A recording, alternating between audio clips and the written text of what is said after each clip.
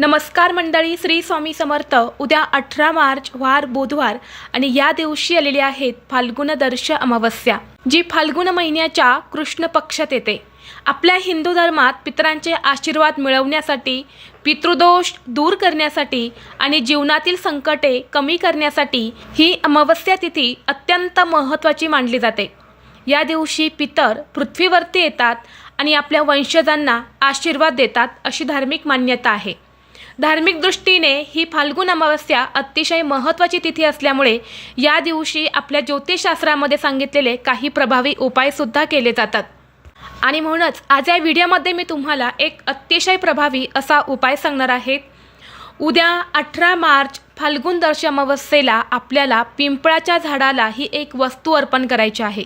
ही वस्तू अर्पण केल्याने नजरदोष, शत्रुत्रास, आजारपण दूर होऊन घरात पैसाच पैसा येईल आणि घरातील गरिबी नष्ट होऊन कुटुंबाची आर्थिक भरभराट होईल, घरात अखंड लक्ष्मी नांदेल।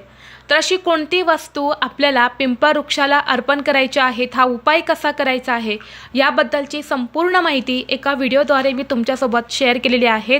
तो व्हिडिओ पाहण्यासाठी या व्हिडिओच्या खाली जो छोटा त्रिकोण दिसत आहे त्या त्रिकोणावरती तुम्ही क्लिक करा, म्हणजे योग्य ती माहिती तुमच्यापर्यंत येईल।